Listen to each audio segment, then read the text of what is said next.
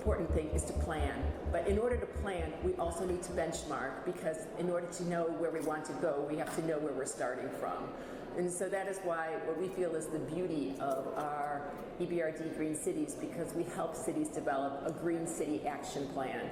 So a lot of times cities are thinking it's just investments, but as we've heard today at the C40, a lot of times it's just actions.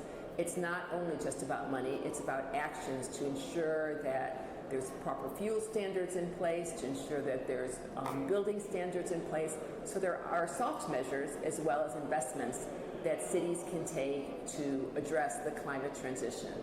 But we know, 3/4 of the greenhouse gas emissions are coming from urban areas. So if we want to start, we need to start in the municipal space to address climate change.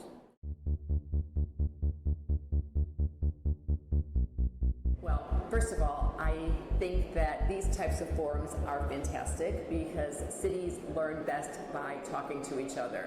And so it's great to hear what is happening in the city of London, city of Buenos Aires, and to learn how cities can work together. But when we're talking about bridging the action, these are huge steps. And I think one of the key issues is mayors or city leadership need to convey to the citizens and to involve the stakeholders of the city on what their vision is and what climate action needs to take.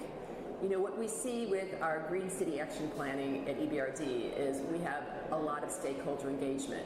But by having stakeholder engagement, this is creating a united vision, which is not just the city's vision, it's the it's the vision of the population. So this has to include all stakeholders, civil society, universities, private sector, government at all levels, municipal companies to develop this vision.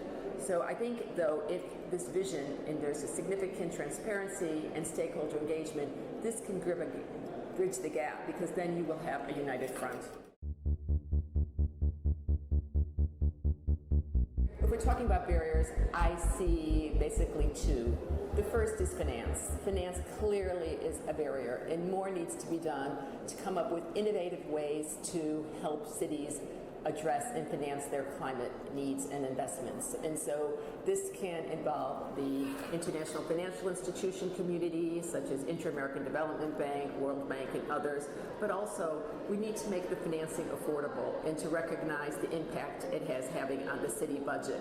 And there, I think the role that blended financial instruments, that's the grants, guarantees, this can also help make financing affordable.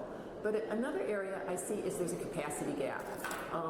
Across cities, the understanding and the need of what needs to be done is not equal, so we need to have capacity raising.